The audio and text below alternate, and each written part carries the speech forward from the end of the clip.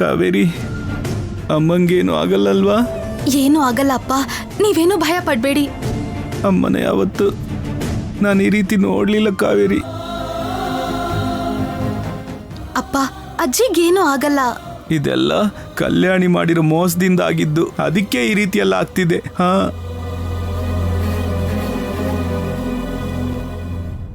Doctor, doctor, ಡಾಕ್ಟ್ರೇ, ಅಜ್ಜಿಗೇನಾಗಿದೆ? ನಮ್ಮಮ್ಮ ಹೇಗಿದ್ದಾರೆ ಅಂತ ಡಾಕ್ಟರ್. ಹೇಳಿ ಡಾಕ್ಟ್ರೇ. ರಾಜಮತಿ ಇವಾಗ ಹೇಗಿದ್ದಾರೆ? ಪೇಷಂಟ್ ಕಂಡೀಷನ್ ತುಂಬಾ ಕ್ರಿಟಿಕಲ್ ಆಗಿದೆ.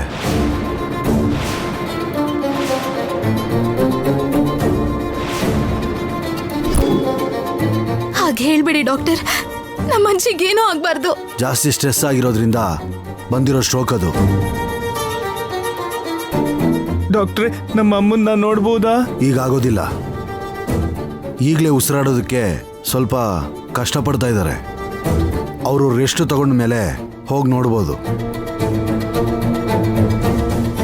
ಎಷ್ಟು ಬೇಗ ಆಗುತ್ತೋ ಅಷ್ಟು ಬೇಗ ಸರ್ಜರಿ ಮಾಡಬೇಕು. ಇಲ್ಲ ಅಂದರೆ ಪೇಷಂಟ್ ಬದುಕೋದು ತುಂಬಾನೇ ಕಷ್ಟ.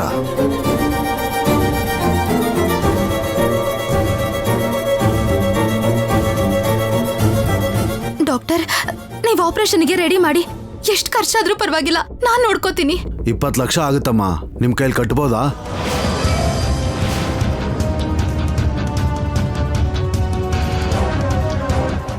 ಲಕ್ಷನಾ? 20 ಲಕ್ಷನಾ? ಹೌದು. ಅರೇಂಜ್ ಮಾಡ್ಕೊಂಬಂದ್ರೆ ಆಪರೇಷನ್ಗೆ ರೆಡಿ ಮಾಡ್ಕೋತೀವಿ.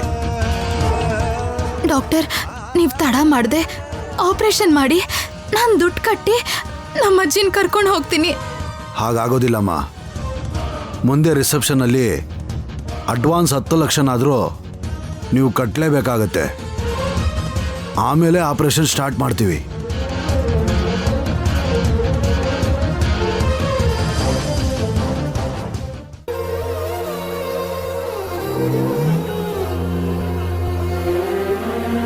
ಪೃಥ್ವಿ, ಕಾವೇರಿ, ನೀವೇ ಅಮ್ಮನ್ ಹೇಗಾದ್ರೂ ಕಾಪಾಡಬೇಕು. ಅಂಕಲ್, ರಾಜಮಾತೆ ಮಾಡಿರೋ ಒಳ್ಳೆ ಕೆಲಸಕ್ಕೆ, ರಾಜಮಾತೆ ಎಷ್ಟೋ ಜನಕ್ಕೆ ಮಾಡಿರುವಂಥ ದಾನ ಧರ್ಮದಿಂದಾಗಿ ಆ ದೇವರು ಅವ್ರನ್ನ ಕಾಪಾಡ್ತಾನೆ. ಅಲ್ಲ, ರಾಜಮಾತೆಗೆ ಏನೂ ಆಗಲ್ಲ. ನೀವೇನು ಗಾಬರಿ ಆಗದೆ ಆ ದೇವ್ರಿಗೆ ಕೈ ಮುಗಿರಿ ಸಾಕು.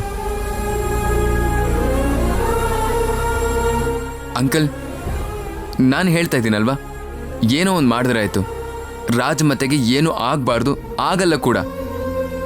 ರಾಜಮಾತೆ ಆರೋಗ್ಯವಾಗಿ ವಾಪಸ್ ಮನೆಗೆ ಬರ್ತಾರೆ, ಅದಕ್ಕೆ ನಾನು ಗ್ಯಾರಂಟಿ. ಏ ಪೃಥ್ವಿ, ಡಾಕ್ಟರ್ ಹೇಳಿದ್ದು 20 ಲಕ್ಷ, 20,000 ಅಲ್ಲ. ಏನು ಯೋಚನೆ ಮಾಡದೆ ಹೇಗೋ ಮಾತು ಕೊಡ್ತೀಯಾ? ಎಲ್ಲಿಂದ ತರ್ತೀಯಾ? ಅಮ್ಮ, ನಿನ್ನ ಹತ್ರ ಸ್ವಲ್ಪ ಮಾತಾಡಬೇಕು, ಬಾ.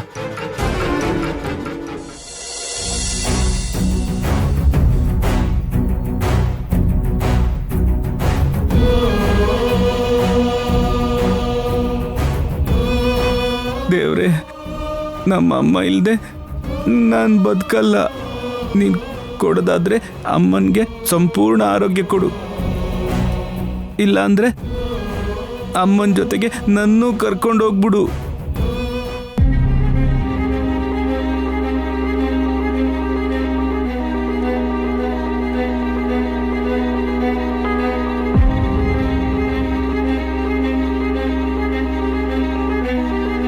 ಪೃಥ್ವಿ, ಅದ್ ಹೇಗೋ ಮಾತು ಕೊಟ್ಟೆ, ಈಗ 20 ಲಕ್ಷ ಎಲ್ಲಿಂದ ತರ್ತೀಯಾ? ಎಲ್ಲಿಂದ ಅಂತ ಕೇಳ್ತಿಲ್ಲಮ್ಮ. ಏನೋ ಒಂದು ಮಾಡಿ ನಾವೇ ಕಟ್ಟಬೇಕು. ಅಷ್ಟಕ್ಕೂ ರಾಜಮಾತೆಗೆ ನಮ್ಮನ್ನು ಬಿಟ್ಟರೆ ಬೇರೆ ಯಾರಿದ್ದಾರೆ? ಕಟ್ಟಬೇಕು ಅಂದ್ರೆ ಅಷ್ಟು ಈಸಿ ಅಲ್ಲ ಕಣೋ ಪೃಥ್ವಿ. ಇದ್ದಕ್ಕಿದ್ದ ಹಾಗೆ 20 ಲಕ್ಷ ಅಂದ್ರೆ ಯಾರು ಕೊಡ್ತಾರೆ? ಅಪ್ಪ, ನೀವೇ ಏನಾದರೂ ಒಂದು ಐಡಿಯಾ ಕೊಡಿ. ರಾಜಮಾತೆಗೆ ಆಪರೇಷನ್ ಮಾಡೋಕ್ಕಾಗ್ದೇನೋ ಅಥವಾ ದುಡ್ಡು ಅಡ್ಜಸ್ಟ್ ಮಾಡೋಕ್ಕಾಗದೆ ಅವ್ರ ಪ್ರಾಣ ಹೋಗಬಾರ್ದು. ಅದು ನಾವೆಲ್ಲರೂ ಇದ್ದು ಕೂಡ ರಾಜಮಾತೆ ಪ್ರಾಣ ಹೋಯ್ತು ಅಂದರೆ ನಾವು ಬದುಕಿದ್ದು ವೇಸ್ಟೇ ಅಪ್ಪ. ಹಾಗೆಲ್ಲ ಏನೂ ಆಗಲ್ಲ ಪೃಥ್ವಿ. ಏನಾಗಲ್ಲ ಅಂತ ನೀವು ಮಾತು ಕೊಡ್ತಾ ಇದ್ದೀರಾ? 20 ಲಕ್ಷ ನೀವು ಕೊಡ್ತೀರಾ ಹೇಗೆ? ಅಮ್ಮ, ಇವಾಗ ಅದನ್ನು ಡಿಸ್ಕಸ್ ಮಾಡೋಕೆ ಟೈಮ್ ಇಲ್ಲ. ಡಾಕ್ಟ್ರು ಹೇಳಿದಾರಲ್ವಾ, ಹೇಗಾದರೂ ಅರ್ಜೆಂಟಾಗಿ ಆಪರೇಷನ್ ಮಾಡಿಸ್ಬೇಕು. ಮೊನ್ನೆವರೆಗೂ ರಾಜಮಾತೆ ಹೇಗೆ ಬದುಕಿದ್ರು ಅಂತ ನಮ್ಮೆಲ್ರಿಗೂ ಗೊತ್ತು. ಅಂತ ರಾಜಮಾತೆ ಈಗ ವೆಂಟಿಲೇಟರಲ್ಲಿದ್ದಾರಮ್ಮ. ಅವ್ರಿಗೆ ಈ ಪರಿಸ್ಥಿತಿ ನನ್ನಿಂದನೇ ಬಂದಿರೋ ಥರ ನನಗೆ ಯಾಕೆ ಹೇಳ್ತಾ ಇದೀಯಾ? ಅಯ್ಯೋದು ಹಾಗಲ್ಲಮ್ಮ. ಇವತ್ತು ನಾವು ಈ ಸ್ಥಾನದಲ್ಲಿ ಇದ್ದೀವಿ ಅಂದರೆ ಅದಕ್ಕೆ ಕಾರಣ ಅವರೇ ಅಂತ ಅಪ್ಪ ಯಾವಾಗಲೂ ಹೇಳ್ತಾ ಇರ್ತಾರಲ್ವಾ. ಅಪ್ಪ ಸಂಪಾದಿಸಿದ್ದು ಅವ್ರ ಜೊತೆ ಇದ್ದೇನೆ.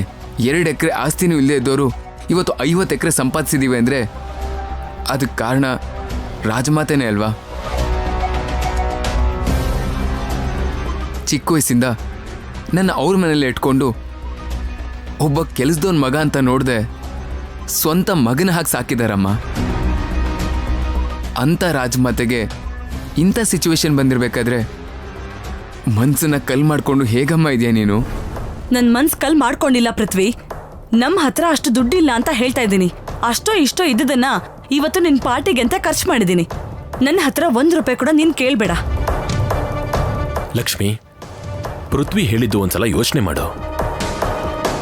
ಮಹಾದೇವ್ ಅವರಿಂದ ನಾವು ಆರ್ಥಿಕವಾಗಿ ನಿಂತ್ಕೊಂಡಿದ್ದು ಒಂದು ವಾಸ್ತವ. ಈಗ ನಾವು ಸಹಾಯ ಮಾಡಲಿಲ್ಲ ಅಂದ್ರೆ ಹೇಗೆ ಹೇಳು? ಹೌದು, ಚೆನ್ನಾಗಿದೆ. ತಂದೆ ಮಗ ಇಬ್ರು ಸೇರ್ಕೊಂಡು ನನ್ನ ಟಾರ್ಗೆಟ್ ಮಾಡ್ತಿದ್ದೀರಾ? ನಿಮಗ್ ಗೊತ್ತಲ್ಲ ನಮ್ಮ ಹತ್ರ ದುಡ್ಡು ಎಲ್ಲಿದೆ. ಅಯ್ಯೋ, ದುಡ್ಡಿಲ್ಲ ಅಂದ್ರೆ ಏನಾಯ್ತಮ್ಮ? 50 ಎಕರೆ ಹೊಲ ಇದೆಯಲ್ವಾ? ಸರಿ, 1 ಎಕರೆ ಮಾರ್ಬಿಡೋಣ. ರಾಜಮಾತೆಗೆ ಆಪರೇಷನ್ ಮಾಡಿಸೋಣ. ನಿನಗೇನಾದ್ರೂ ತಲೆ ಕೆಟ್ಟಿದ್ಯಾ ಪೃಥ್ವಿ? ಕಷ್ಟಪಟ್ಟು ಸಂಪಾದನೆ ಮಾಡಿರೋ ಹೊಲ ಮಾರೋದು ಅಂದ್ರೆ ಏನು?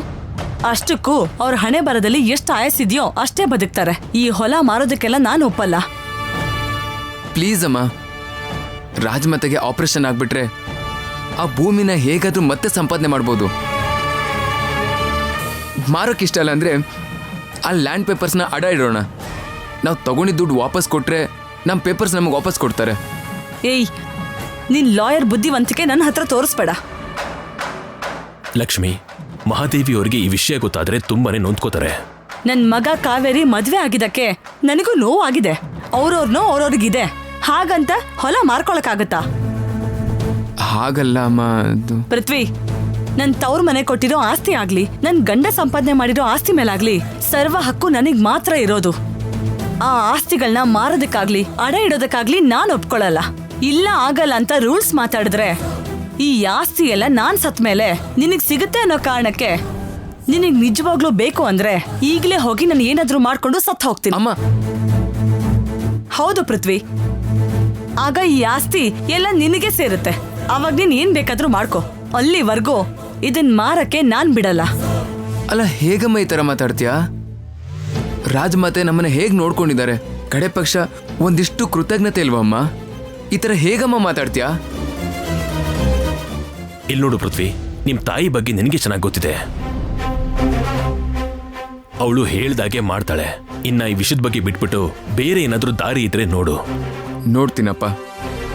ಅಮ್ಮ ಬಿಟ್ಟ ಹಾಗೆ ನನ್ನ ಕೈಲಿ ಬಿಡಕ್ಕಾಗಲ್ಲ ಅಲ್ವಾ?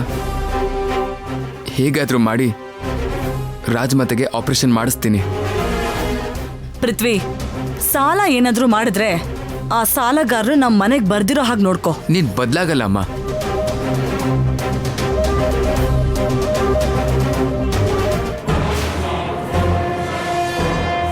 ನಿಂಗವ್ರನ್ನ ಕಾಪಾಡ್ಕೋಬೇಕು, ನನಗವರು ಸಾಯ್ಬೇಕು.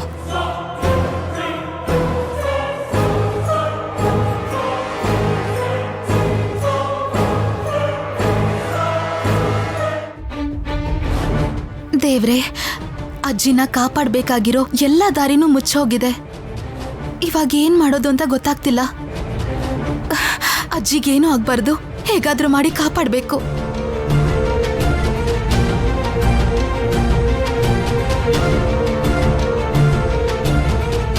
ಹೌದು, ಅಜ್ಜಿ ಒಡವೆ ಎಲ್ಲ ಮನೇಲೇ ಇದೆಯಲ್ವಾ? ಆ ಒಡವೆ ತಗೊಂಡು ಹೋಗಿ ಅಡ ಇಟ್ರೆ? ಹಾ, ಹಾಗೆ ಮಾಡ್ತೀನಿ. ಅತ್ತೆ, ಮನೆ ಬೀಗ ಸ್ವಲ್ಪ ಕೊಡಿ. ಯಾಕೆ ಕಾವೇರಿ? ಅಜ್ಜಿ ಒಡವೆಗಳೆಲ್ಲ ಮನೇಲೇ ಇದೆ ಅಲ್ವಾ, ಅದನ್ನೆಲ್ಲ ಅಡ ಇಟ್ಟು ಆಪರೇಷನ್ಗೆ ಬೇಕಾಗಿರೋ ದುಡ್ಡು ತಗೊಂಡ್ ಬರ್ತೀನಿ. ಅಯ್ಯೋ ಕಾವೇರಿ, ನಿನಗೆ ಈ ವಿಷಯ ಗೊತ್ತಿಲ್ವಾ? ನೀವ್ ಇಲ್ಲಿಗೆ ಬಂದ ಕೂಡ್ಲೆ ಅಗ್ನಿದೇವ್ ಅವ್ರು ನನಗೆ ಕಾಲ್ ಮಾಡಿ ನಮ್ಮವ್ರನ್ನ ಕಳಿಸ್ತಾ ಇದೀನಿ, ಒಡವೆ ಕೊಟ್ಟು ಕಳ್ಸಿ ಅಂತ ಹೇಳಿದ್ರು. ಅದಕ್ಕೆ ನಿಮ್ಮ ಅಜ್ಜಿನೇ ಆ ಒಡವೆ ಕೂಡ ಕೊಟ್ಬಿಟ್ರು.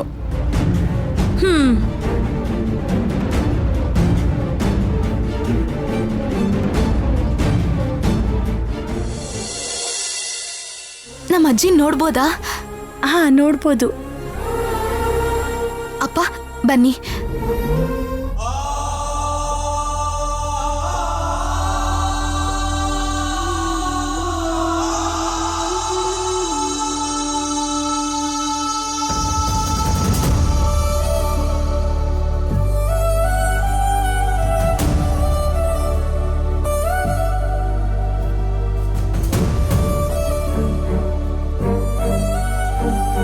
ಅಮ್ಮ ಅಮ್ಮ ಕಾವೇರಿ ಅಮ್ಮ ಯಾಕಾಗಿದ್ದಾರೆ? ಮುಖಕ್ಕೇನೋ ಇಟ್ಟಿದ್ದಾರೆ. ಅಮ್ಮಗೇನಾಗಿದೆ? ಉಸಿರಾಡ್ತಿದಾರಾ? ಅಮ್ಮ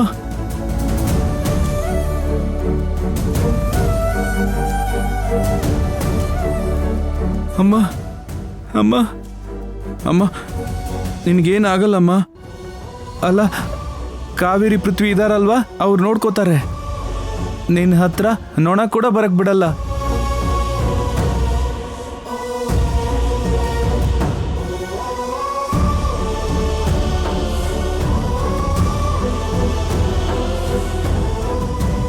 ಶಿವದೇವ, ನನ್ನ ಬಗ್ಗೆ ನೀನು ಏನು ಯೋಚನೆ ಮಾಡ್ಬೇಡ. ನಿನ್ನ ನೋಡ್ಕೊಳ್ಳೋದಿಕ್ಕೆ ಕಾವೇರಿ ಪೃಥ್ವಿ ಇದಾರಲ್ಲ. ಹಾ, ಒಂದ್ ವೇಳೆ ನನಗೇನಾದ್ರೂ ಆದ್ರೆ ಅವ್ರು ನಿನ್ನ ನೋಡ್ಕೋತಾರೆ. ನಿಮ್ಗೇನು ಆಗಲ್ಲ ಅಜ್ಜಿ, ನಿಮ್ಗೇನು ಆಗಲ್ಲ. ಕಾವೇರಿ, ಈ ದೇಹದ ಆಯಸ್ಸು ಮುಗ್ದೋಯ್ತು ಅಂತ ಗೊತ್ತು, ವಿಶ್ರಾಂತಿ ಬಯಸ್ತಿದೆ ಅಂತ ಗೊತ್ತು. ನನಗೇನೇ ಆದ್ರೂ ನಿನ್ನ ತಂದೆಗೆ ತಾಯಿ ಇಲ್ಲದ ಕೊರತೆ ನಾನು ನೀನೇ ತೀರಿಸ್ಬೇಕು. ಅಮ್ಮ ಅಯ್ಯೋ, ಆ ರೀತಿ ಮಾತಾಡ್ಬೇಡಮ್ಮ. ನಿನ್ಗೇನಾಗಲ್ಲ, ಏನಾಗಲ್ಲ. ಮಗಳ ಸ್ಥಾನದಲ್ಲೂ ನೀನೇ ಇರ್ಬೇಕು. ಹಾಗೆ ಮಾತಾಡಬೇಡಿ ರಾಜಮಾತೆ. ಅಜ್ಜಿ, ನೀವ್ ಹಾಗೆ ಮಾತಾಡ್ಬೇಡಿ, ನನಗ್ ಭಯ ಆಗತ್ತೆ. ಅಮ್ಮ ನಿನ್ಗೇನಾದ್ರೂ ಆದ್ರೆ ನಾನು ಹೇಗೆ ಬದುಕ್ತೀನಮ್ಮ? ನನ್ನನ್ನು ಹೀಗೆ ಒಂಟಿಯಾಗಿ ಬಿಟ್ಟು ನೀನು ಹೋಗ್ಬೇಡಮ್ಮ. ಇಲ್ಲಿವರೆಗೂ ನನ್ನನ್ನು ಬಿಟ್ಬಿಟ್ಟು ಎಲ್ಗೂ ಹೋಗಿಲ್ಲ ಅಲ್ವಮ್ಮ? ನಾನು ಕೂಡ ನಿನ್ನನ್ನು ಬಿಟ್ಟು ಇರಲ್ಲಮ್ಮ. ನನ್ನನ್ನು ಕೂಡ ನಿನ್ನ ಜೊತೆ ಕರ್ಕೊಂಡು ಹೋಗಮ್ಮ. ಬೇಡ ಕಂದ,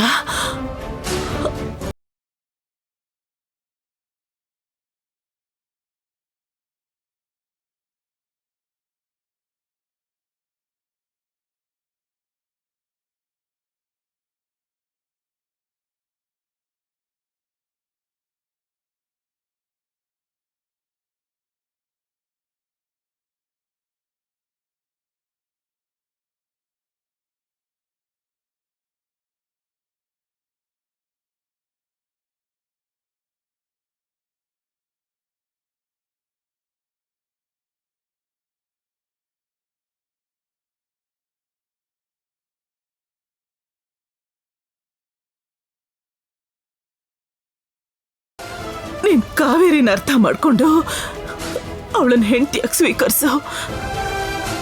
ಅದೇ ನನ್ನ ಕೊನೆ ಆಸೆ. ರಾಜಮಾತೆ, ಹೌದು ಪೃಥ್ವಿ, ನನಗಿರೋ ಕಾಯಿಲೆ ತುಂಬಾ ದೊಡ್ಡ ಕಾಯಿಲೆ. ಹಾಗಾಗಿ ನಾನು ಪ್ರಾಣ ಬಿಡೋ ದಿನ ಹತ್ತಿರದಲ್ಲೇ ಇದೆ. ನನಗರ್ಥ ಆಗ್ತಿದೆ. ಅಜ್ಜಿ, ಅದ್ ಎಷ್ಟೇ ಕಷ್ಟ ಆದ್ರೂ ನಾನು ನಿಮ್ಮನ್ನ ಕಾಪಾಡ್ಕೋತೀನಿ. ಇನ್ನೊಂದ್ಸಲ ಆ ಥರ ಮಾತಾಡ್ಬೇಡಿ. ಪೇಷಂಟಿಗೆ ಸ್ವಲ್ಪ ಗಾಳಿ ಬರಕ್ ಬಿಡಿ. ನೀವೆಲ್ಲರೂ ಸ್ವಲ್ಪ ಆಚೆ ಹೋಗಿ. ಡಾಕ್ಟರ್ ಅವರು ಬೇರೆ ಕೇಸಲ್ಲಿದ್ದಾರೆ, ಬರಕ್ ಸ್ವಲ್ಪ ಟೈಮ್ ಹಿಡಿಯುತ್ತೆ.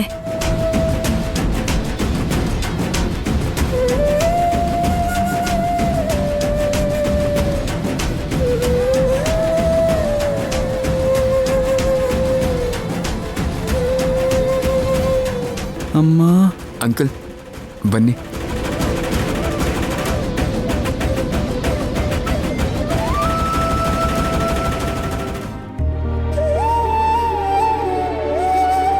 ನೀವ್ ಯಾವ್ದ್ರ ಬಗ್ಗೆನೂ ಯೋಚನೆ ಮಾಡ್ಬೇಡಿ. ನೀವ್ ರೆಸ್ಟ್ ಮಾಡಿ.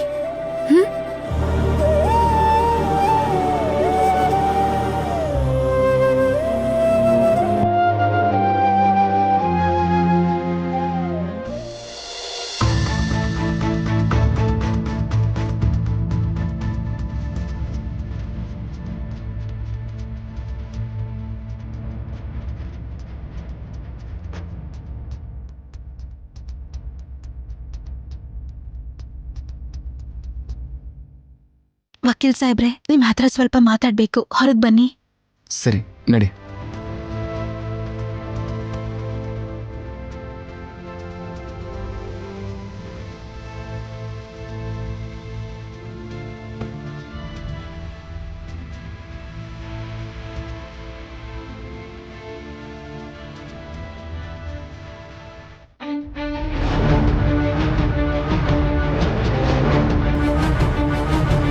ಏನ್ ಕಾವೇರಿ?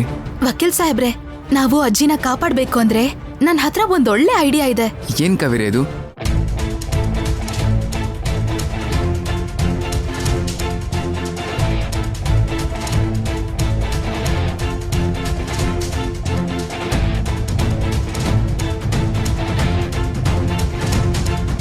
ನಿಜವಾಗ್ಲೂ ಸೂಪರ್ ಐಡಿಯಾ ಕಾವೇರಿ. ಬಾ ಈಗಲೇ ಹೋಗೋಣ. ಡಾಕ್ಟ್ರು ಆಪರೇಷನ್ ಮುಗಿಸಿ ಬರೋಷ್ಟರಲ್ಲಿ ನಾವು ನಮ್ಮ ಆಪರೇಷನ್ ಮುಗಿಸ್ಕೊಂಡ್ಬರೋಣ. ಬನ್ನಿ ವಕೀಲ್ ಸಾಹೇಬ್ರೆ. ನೀವು ಹೇಳ್ತಿರೋದು ನಿಜವಾಗ್ಲೂ ಸತ್ಯನಾ?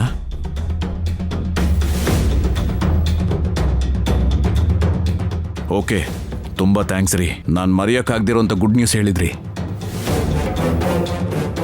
ಇದೇ ರೀತಿ ನೀವು ಒಳ್ಳೆ ನ್ಯೂಸ್ನ ಅಪ್ಡೇಟ್ ಕೊಡ್ತಾ ಇರಿ. ನೀವು ಕೊಡೋವಂಥ ಪ್ರತಿ ಅಪ್ಡೇಟ್ ನಮಗೆ ತುಂಬ ಖುಷಿ ಕೊಡುತ್ತೆ.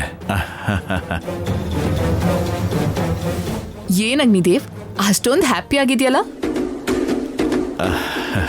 ನಾನು ಮಾತ್ರ ಅಲ್ಲ ವೇದಿಕಾ, ನಾವೆಲ್ಲರೂ ಹ್ಯಾಪಿಯಾಗಿರುವಂಥ ಸಂದರ್ಭ ಇದು. ನಿಮ್ ದೊಡ್ಡಮ್ಮನ ಮನೆಯಿಂದ ಆಚೆ ಹಾಕ್ದಾಗ್ಲೂ ಕೂಡ ನೀನ್ ಇಷ್ಟೊಂದು ಸಂತೋಷವಾಗಿರ್ಲಿಲ್ವಲ್ಲ?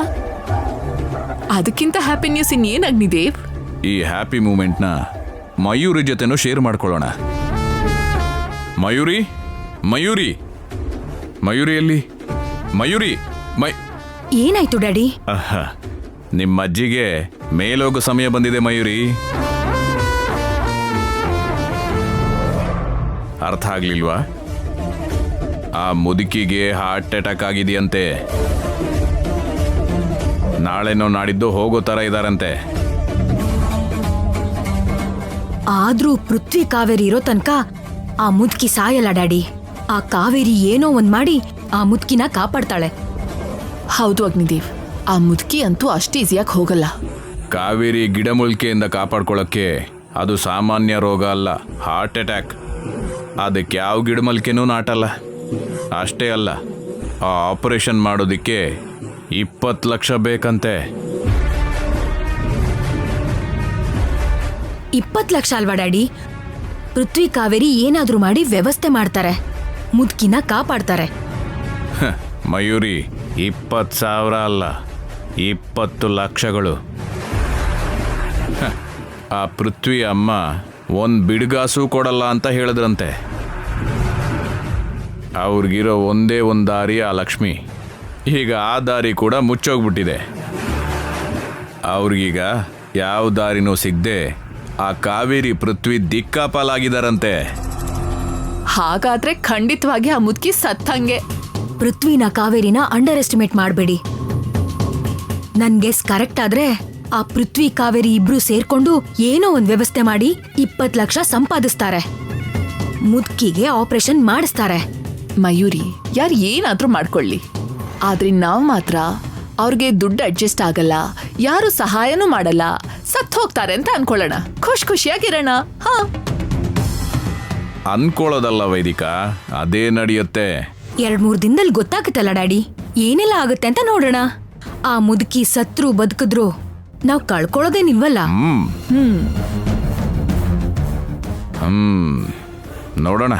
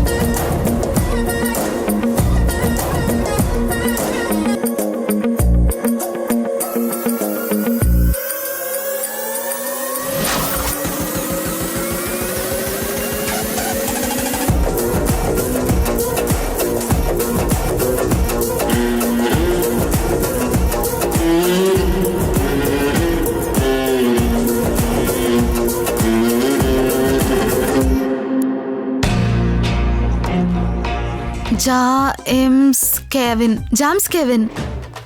ಅಪ್ಪಾ ಸರಿ, ನಿನ್ಗೆ ಇಂಗ್ಲಿಷ್ ಮಾತಾಡಕ್ ಬರಲ್ಲ ಅಲ್ವಾ? ಒಂದು ಕೆಲಸ ಮಾಡು, ಜೆ ಕೆ ಅನ್ನು. ಓನ್ಲಿ ಜೆ ಕೆ ಅಂತ ಕರಿ ಸಾಕು. J K. Okay, J K ಸಾಹೇಬ್ರೆ. ಜೆ ಕೆ ಸಾಹೇಬ್ರಲ್ಲ Kaveri, only J K. J K. ಹಾ, ಜೆ ಕೆ. ಪರ್ಫೆಕ್ಟ್. ಹಾ. ಕಾವೇರಿ, ನಾವು ಬಂದಿರೋ ಕೆಲಸ ಆಗೋವರೆಗೂ ತುಂಬಾ ಹುಷಾರಾಗಿರ್ಬೇಕು. ಸರಿ ವಕೀಲ್ ಸಾಹೇಬ್ರೆ. ಅಲ್ಲೋಡು,